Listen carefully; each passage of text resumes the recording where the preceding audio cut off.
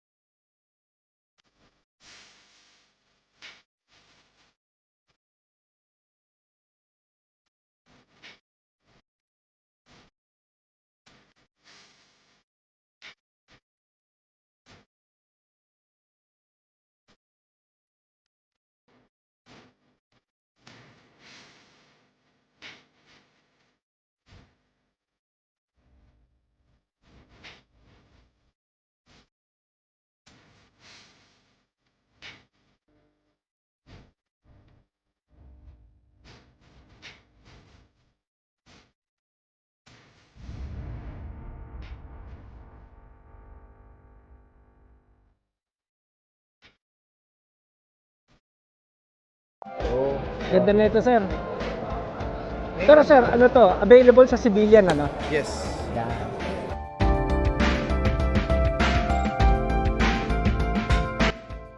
Sa, anong pinakaiba nito, sir, dun sa, ano, sa torch? Gas system, sir. Ah, gas system. Gas piston driven siya. Ito, piston driven. So, ito yung, sir, parang ano, version ng HK416. Yes. Ito yung naiputok namin sa ano, VIP Yes, na sir. range. Oh. May gas selector siya. Ah. Ayan. Ayun, gas selector. Pwede mo siyang i-select na suppress, normal, Oh. tsaka over. Kasi mayroon siyang feature na over the bridge Oh. capability. Tapos sir, yung ano niyan, twist rate niya, 1:7 din. 1:7. So, pwede ang green tip dito. Yes, yes. Ayan. Tapos, Ganda. isa pa is yung isa pang feature niya na in-upgrade sa Reators. Lahat ng features naka-ambi. Oo nga. Oo nga, ito oh. Oo. Mag-release, charging handle. Oo nga. Ang ganda ng charging handle niya, sir. No? Ang ganda, ang galing. Ayan. Naka-bull barrel siya. Since naka-ano tayo, gas piston driven. Ang galing. Na-from line na rin po. Ganda, sir. Ganda.